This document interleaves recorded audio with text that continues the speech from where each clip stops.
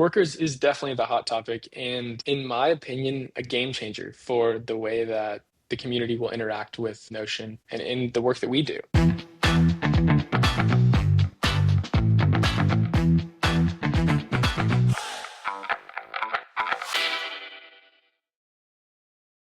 Welcome to the Notion State of Mind podcast. I'm your co-host and co-founder of Notion State, Josh Red, joined by my co-host and co-founder of Notion State, Brian Takayama, joined by a special guest, our co-host guest, and co-worker at Notion State, Baylor Kelly. And we're going to talk a bit of a special episode today, talking about a recent event that went down in San Francisco. So just to set the stage, as a listener and a viewer, I feel like I'm actually in the shoes of the viewer because I did not get the chance to go to this event.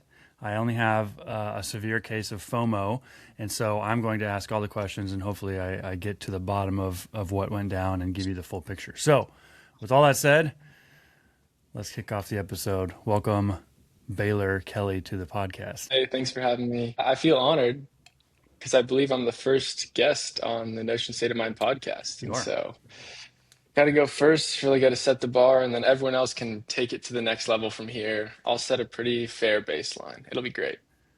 Thank you for that. Let's just get this right out of the gate. How many episodes have you listened to so far? Every single one of them. Really? Yeah. Wow. I did listen to the most recent one last night. So I thought I was it's going on to catch top of you. mind. I thought I was going to catch No you way. lacking. My driving time is my podcast time, Nice. and so it's a good resource to listen to. And it's actually been really useful for me because we all interact, and I hear your perspectives often, but I catch things in those podcasts that I don't normally get from you in conversation, since Josh is just always throwing in philosophical topics. I get different POVs from Josh and Brian on these random things. That's Just a collection of Joshisms and Brianisms. Yeah. dude. Head in the clouds for me, boots on the ground for Brian. It's a great combo. I guess Baylor. I'm sorry. In our intro and of titles, I didn't bring up the fact that we are friends IRL. I mean, would you agree? Yeah, I would say that. Well, I mean, I think Brian, we're that's fair friends statement. IRL too. Sorry, really digging myself a hole here. But also in your Yes. intro, and your title, you didn't introduce Baylor at all. I mean, you said co-guest, but Baylor, you're our head of engineering. You're like absolute rock star, full stack engineer. Tell us a bit about yourself and why are you on this podcast with us today? Yeah, I appreciate that, Brian. Thanks for calling that out. I serve as the head of engineering at Notion State. I've been on the team for a little over a year now, and yeah, serve in the capacity for all things engineering of figuring out how do we migrate client data from other platforms into Notion, build custom tooling for our clients, really get us new capabilities from the engineering perspective. But I think overall, I spent a little over half a decade working in the nonprofit sector, building some really cool tools, and now have another great opportunity to do it at Notion State and build kind of some cutting edge tooling for our ecosystem and serve our clients well so we can continue to do this thing that we're watching happen at Notion State. For profit. For profit. What I'm curious. clarification. What's that, Ryan? Good clarification there. Capitalism. We are Capitalism, business. baby. Baylor, I mean, I was kind of joking, but I guess, is there any like significant difference that you notice already going from nonprofit work to, we're obviously a business. We have the goal of making profit, so that we can grow. But any main differences? Yeah, I think in my previous experience, previous role, in some regard, revenue drives everything. Like you still have to pay the bills.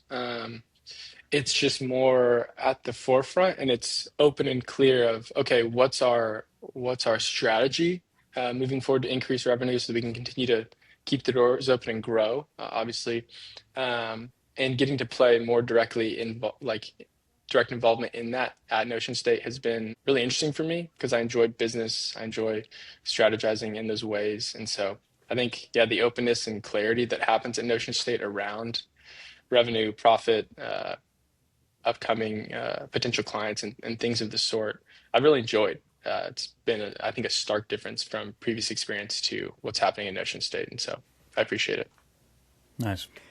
Yeah, I'd be interested in dialing in a little bit more on this. Like, there is the strategic piece. One, you are the head of engineering, so you kind of have your own NL. We're still building that, but like you definitely have more of a leadership role. But in your other role, I imagine it was like relatively traditional engineer or eng manager, where here we might have 10 different things that you're working on at any given time. Like what has that transition been like? Yeah. Yeah, there was partly some overlap in my previous role, served in different capacities on specific products, multiple products, working on specific projects, even within those projects and leading them. But it was, for the most part, pretty isolated. Still a lot of discovery, the things I enjoy and that you guys have seen that I'm good at. But now at Notion State, yeah, there's, probably 6 to 8 things in flight right now that I'm either estimating, discovering, executing, or managing other engineering capacity to do. And so I think that's part of the thing that I actually enjoy and has drawn me to Notion State and the work being done here is that I've got a lot of autonomy and you guys have entrusted me with a lot of decision making and authority to get things done. And it lets me run in a very fast way because we get to make decisions, figure things out, and move. There's not a bunch of extra layers, bureaucracy, slowdown that happens there. Is this a good decision? Let's move forward and figure out how to execute well. And so, yeah, it lets me do all the things I enjoy. I still get to write code, build things, but also get to discover, test, and watch us grow as Notion grows as well. Yeah, there's so much to talk about here, or that we could talk about, especially with an engineer in Notion. It's like I thought Notion was supposed to be a no-code tool, but we'll save that for a different discussion, or maybe it'll wrap right into this one because what we want to talk about is something that is actually surprisingly technical for the Notion world. And so what I would like to do is kind of talk about this event that I teased and I didn't even say what it was in the beginning, the Notion Hackathon that happened in San Francisco at Notion headquarters, just a week ago as of this Last weekend. recording. Yeah, so we're recording May 20th. I know I'm not supposed to date these episodes, but this is going to be about a dated event, so might as well. And yeah, let's talk about that. Let's talk about the hackathon, what even a hackathon is, and why do we need it for Notion work, and maybe this hackathon is a good reason to explain why things are heading that direction. So that's a lot of disclaimer or pretext. Let's get into it. Maybe I'll pass it over to you, Brian.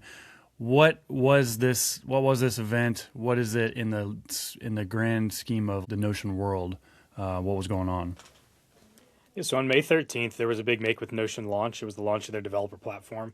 We'll dive into the specifics and the components of that a little bit later in this, but essentially what it was as opposed to Notion being a complete no-code tool where you could connect via custom integrations or custom scripts before, we now have the ability to get under the hood a bit and have some access to new tooling that makes Notion way more superpowered and way more enabled with your tool stack.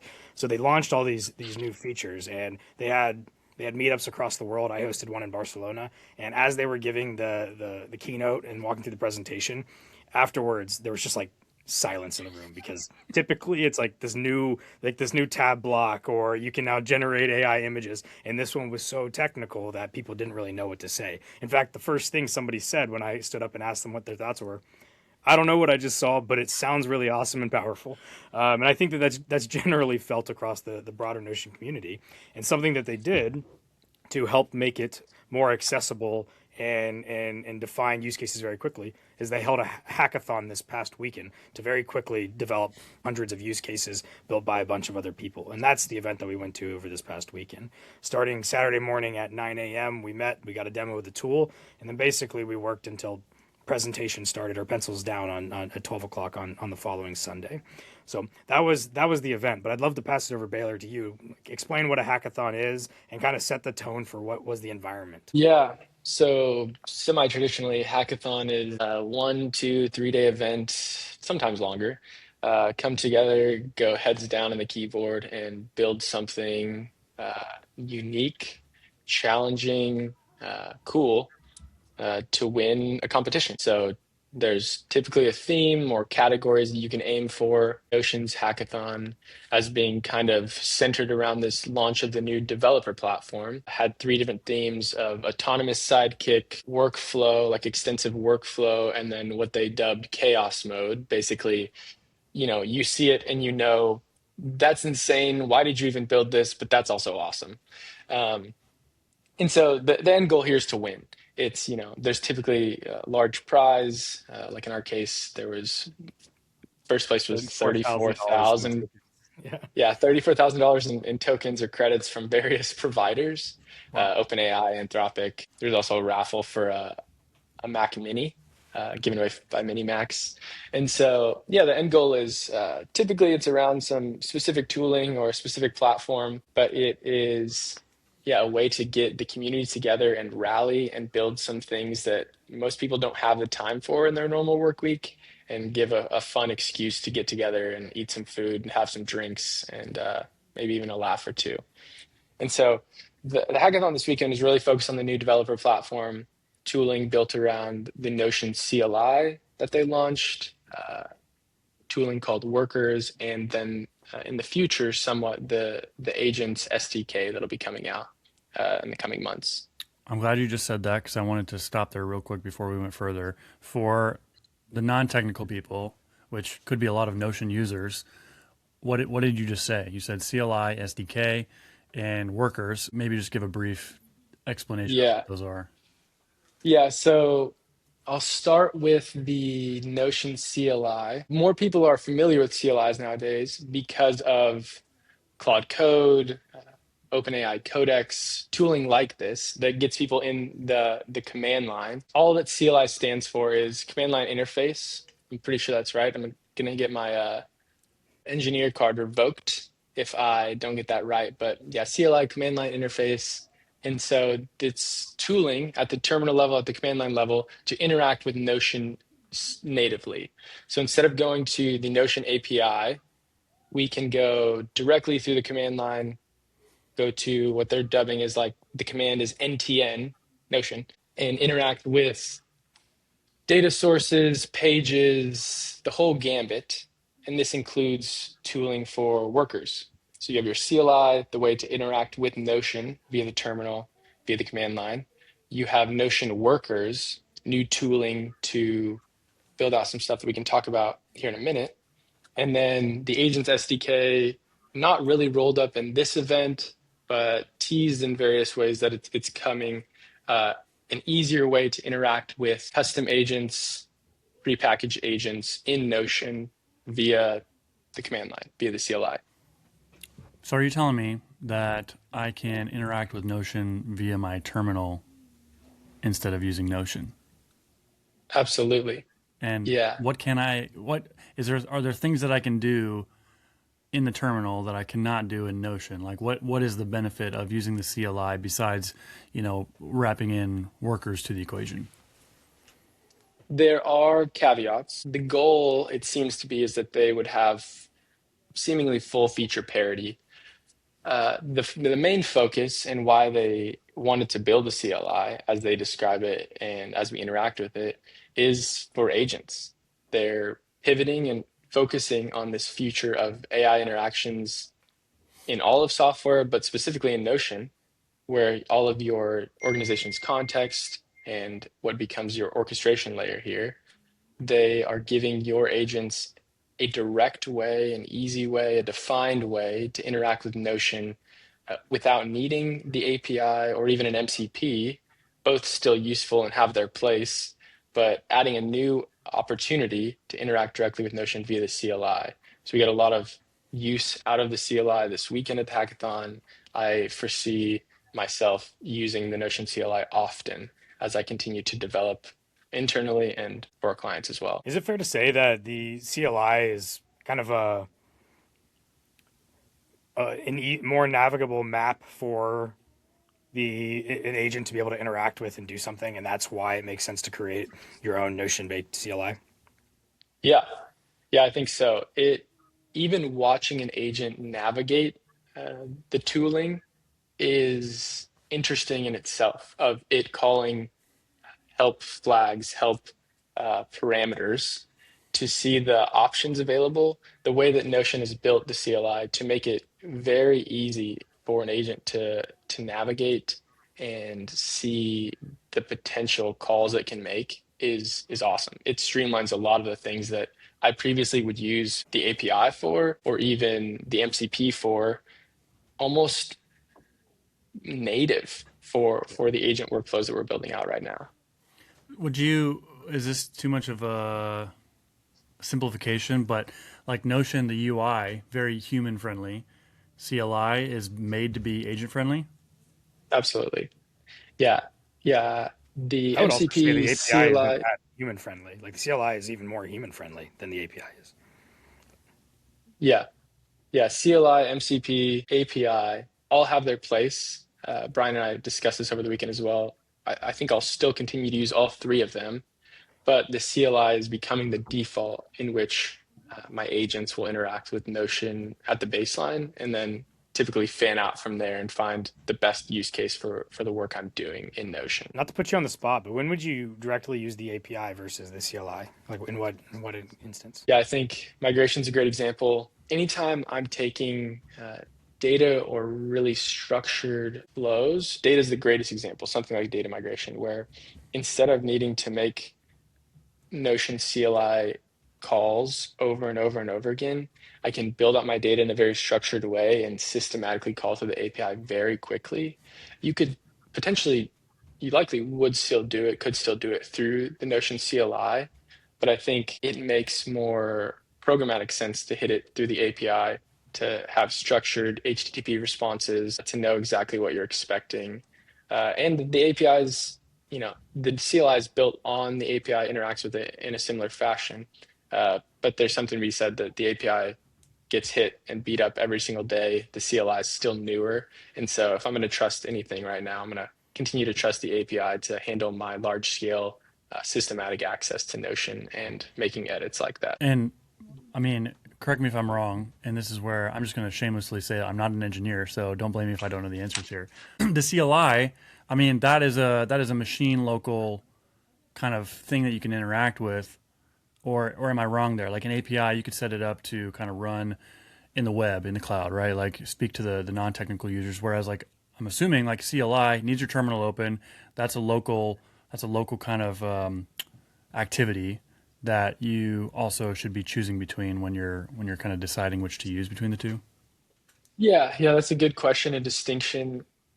You could, in theory, set up a server that installs the tooling necessary, the packages necessary to interact with the Notion CLI. But you're right that the baseline for what's necessary to make a API request on a random server, as opposed to installing packages so that it can interact with the Notion CLI, it's different setup, even though it is feasible. But yeah, I think that's a good even way to frame it of the more natural thing to do locally as I'm even just in the terminal is to call the Notion CLI to see what's available, to interact with it one by one, command by command, or systematically run code and hit the API. Okay, awesome. So CLI that they dropped, terminal wrapper around the Notion API makes things easier for agents to interact with Notion. I think it feels like that was a necessity for what is the hot topic that they released. Tell us about workers. Yeah, Workers is definitely the hot topic, and in my opinion, a game changer for the way that people, engineers specifically, but as a whole, the community will interact with Notion and in the work that we do. And so Workers gets broken down into three parts. There are sinks, tools, and webhooks. The big powerhouse here, in my opinion, is the idea of sinks. That you can have a synced worker interacting with external resources, external data sources, and pulling that data into Notion in the way and format that you want it. So, biggest example here, you have 1,000 Fireflies transcripts sitting in Fireflies or Loom videos or Slack messages. Historically, you can pull some of that in via custom agents or integrations that are already built out in Notion. But when those connectors don't exist, what do? You have to build custom servers, write custom code, do something a little extra to get that data into Notion and interact with it, or even have it accessible to your custom agents. This new tooling allows you to interact with any data source that has an API, if it's a MySQL server or Firefly's API, whatever it may be. There's an easy way to run code on Notion's infrastructure to interact with the API and pull that data, sync it into a Notion native database that can stay synced, and you can interact with it manually in viewing it, or tell your custom agents to go pull context as necessary and build out a workflow after that. So syncs is the big one. Would love to dive into that a little more, and then we can follow up and hit tools and webhooks. I have one more, maybe more like overarching question, and I'm not asking you to answer on behalf of Notion. I know you didn't make these decisions, but as a Notion native, like a Notion Maxi, why am I now being led outside of the Notion environment to my CLI? Like, why wasn't this kind of wrapped into something that felt a little bit more first class Notion feature? Like, is there something that's just not feasible, or just not even part of the Notion language under the hood that made it to where, is it an obvious thing to an engineer? Great question. Yeah, I think the goal is that the Notion Maxis stay the Notion Maxis, but that this tooling was less focused on the normal Notion user and more focused on the Notion developer or engineer at a various company where they use Notion. And so this is a pivot in my mind, a refocusing from Notion's perspective on how do we make the platform more appealing to engineers, developers, people that interact with code at all, which is increasingly becoming more and more of us.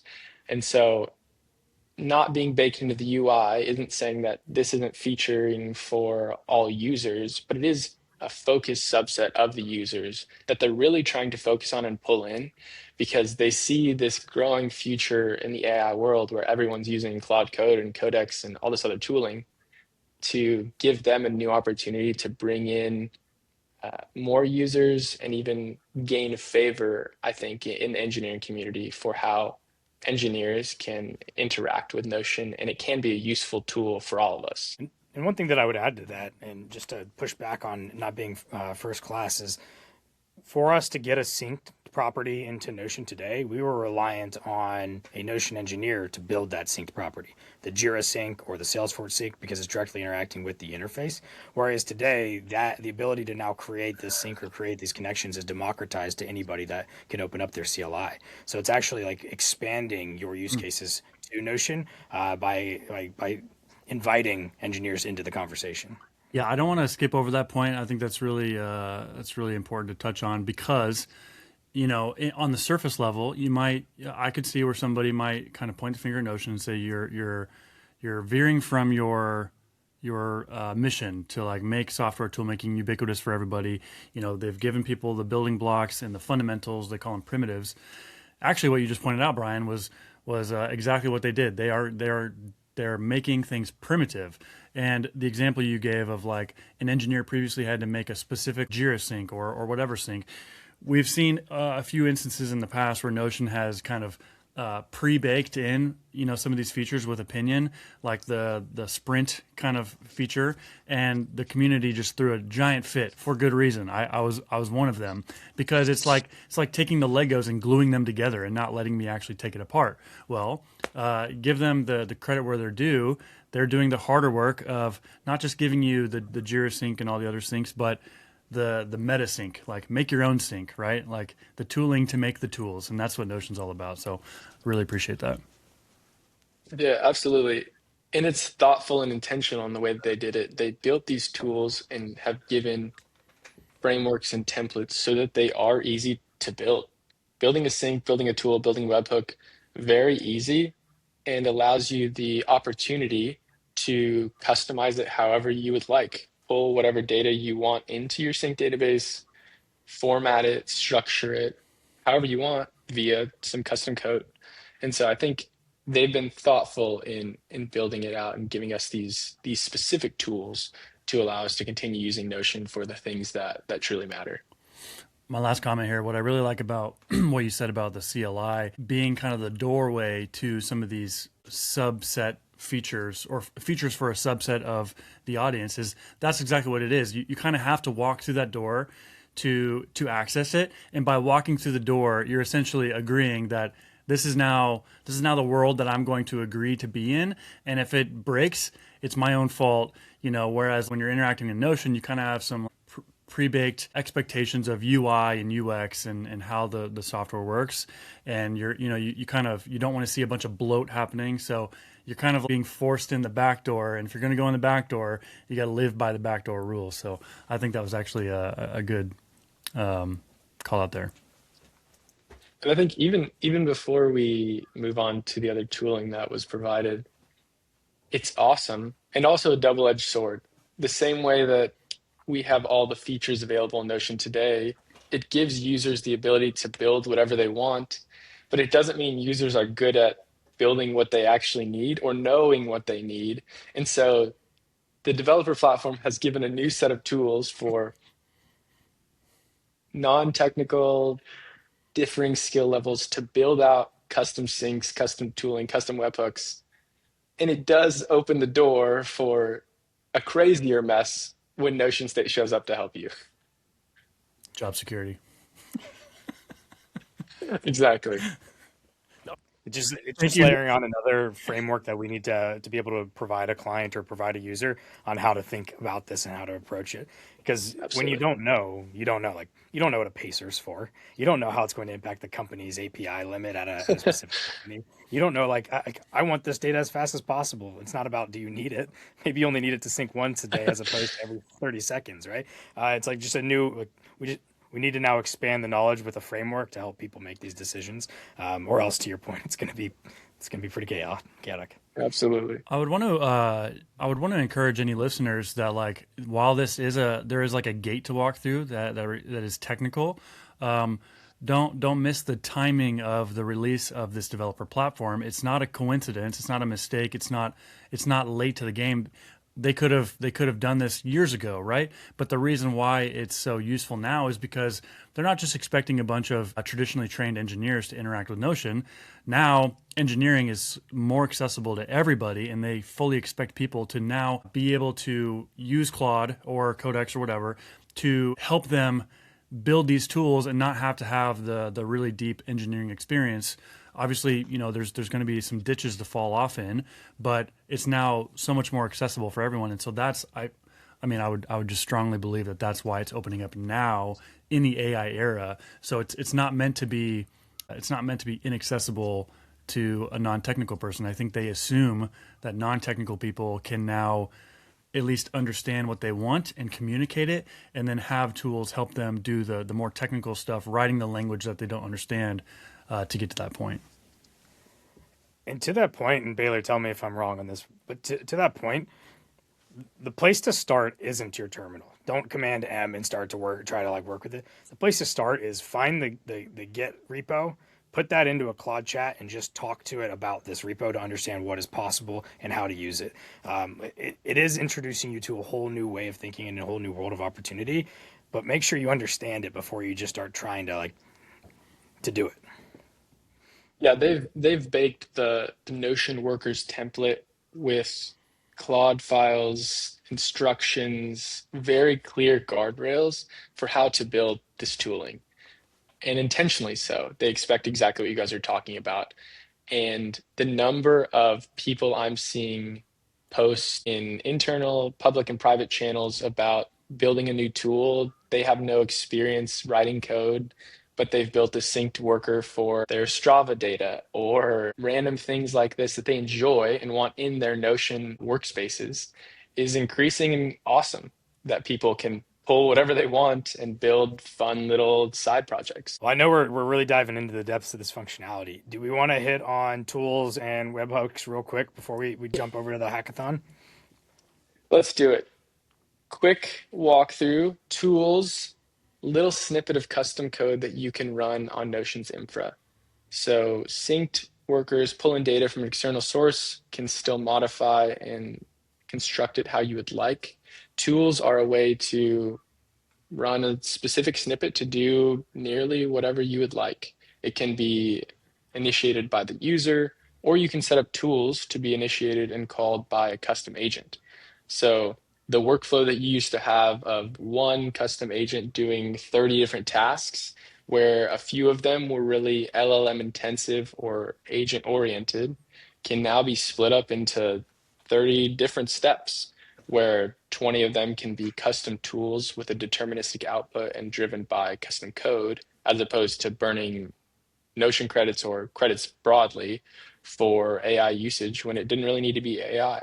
So it's a huge unlock for us and our clients to have confidence in the output of some of these steps and to increase efficiency in the way that we view token burn in Notion and out of Notion as well. So just to play that back, we should be able to use workers with custom agents to provide a more reliable output because it's using deterministic code, and it should make it more efficient, so less credit intensive and less costly to run. Exactly. Those are the two biggest outcomes I see from the worker tools specifically and how they'll impact us and thereby our clients. And then after that, we've got syncs, we've got tools, and we've got webhooks.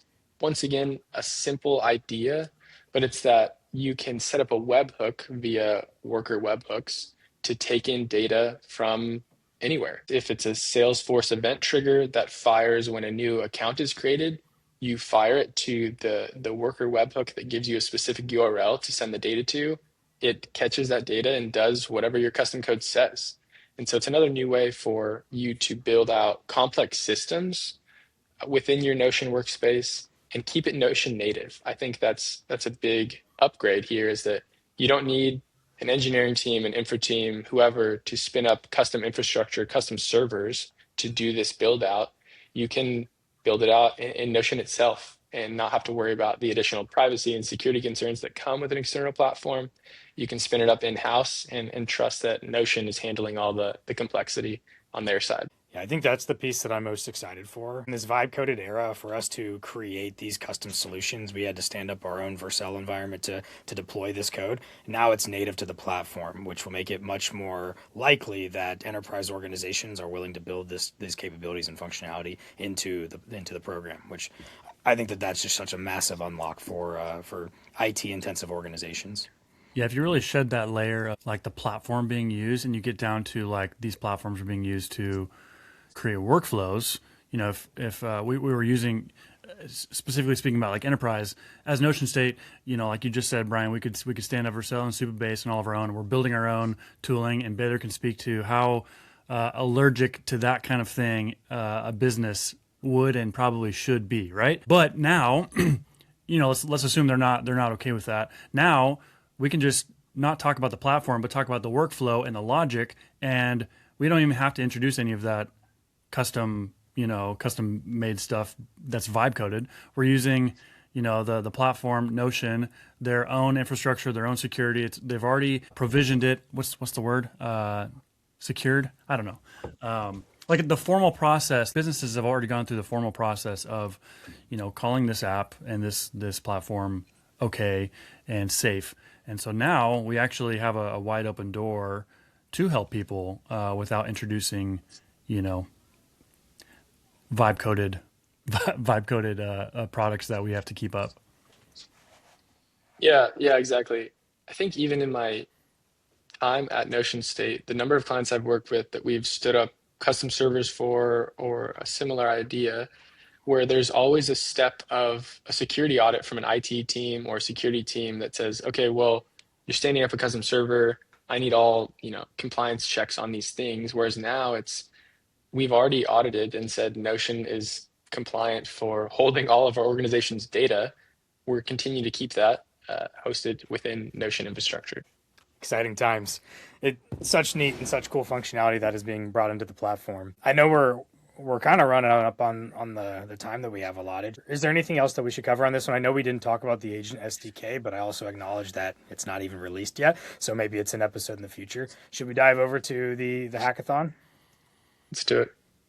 All right, cool. Well, Baylor, tell us a bit about what we did, how we approached it, and like why we did it what we did. Our aim with the hackathon was to build something useful for Notion State, was to use and get to know the tooling as it was formally launched or is formally in beta now, but ultimately we wanted to build something that had value for us and our team. And so that's exactly what we did. We figured out how to optimize one of the most repetitive workflows that our team experiences internally. Brian, you can talk more to that in a second. But we wanted to use every part of this launch. We used syncs, tools, webhooks. We integrated with external data sources. We integrated with external Notion workspaces to bring data back into our own home workspace. And we wanted to run the full gambit to see if this developer platform really had what we needed to continue growing and building out custom workflows for our clients. And I think it delivered in nearly every way we wanted. We used every part of it and got to see that this is really adding amazing featuring to what we can do internally and externally for our clients. Yeah, I don't think, in hindsight, I don't know that going with let's use every single aspect and component of the available solution was a winning solution. And I mean, I can say with certainty it wasn't because we didn't win. But I think from the mindset of like getting a breadth of understanding for you, for me, and for Ava, I left going in somewhat ignorant, and I feel quite confident coming out of it because, like you were saying, we synced with external software, and we feel confident we can do that with transcription software, messaging software, your CRM, basically any other data source now, because we have confidence in how that works. The really neat one was syncing with other workspaces. It's always been such a wall from one Notion workspace to the other. The amount of copying and pasting required, and then the paste doesn't work if there's an image. The duplicate doesn't work if there's too many blocks. It was so painful that typically a lot of our data and information is siloed in these workspaces, and it just stays there. And now, like, we were able to really test and bring that all together, and it was such a cool thing for us to learn. And to your point, like the possibilities coming out of this are honestly a whole new way of working if we're able to really figure it out. Yeah, I think the fact that Ava was able to lead a session for our team and explain workers is a testament to what happened this weekend of a comprehensive understanding of the possibilities that come out of the new developer platform, even if the only purpose is talking about it internally and being able to flag those things for clients or prospective clients. Huge, huge unlock for our team. Yeah, I'm not trying to retroactively backpedal here or copium or whatever you want to call it, but it was pretty obvious, even from the beginning of talking about going to this event, which I unfortunately couldn't go to, that the primary objective was not necessarily winning. Spoken from the losers platform, right? Was not winning, but no, it really was like let's learn these tools deeply because they're going to be important, and we want to learn them not just for ourselves but for our clients. And so, I think that was pretty obvious. Even from the what you built and the strategy of like trying to use everything to do something enterprise and useful is a testament to that. And so, we're walking away the real winners. We don't need 34,000 credits from OpenAI. Wow. Yeah, it was really insightful watching some of the winning presentations because yeah, we were in a whole different ballpark than what people were building. They're Tell building us about some of those fun. other things. First place was Dunder Mifflin Infinity. It's a custom UI built on Notion databases that was a simulation for the Office like show uh, with scripts and animations, custom sprites. It was amazing. But compare that to our Notion native workflow tool that uses every part of the platform. We're talking different leagues here, and so it was almost comical that we were competing in the same hackathon because very different intents. Theirs is awesome. Mine changes our company's life every single day, and I'm all about that.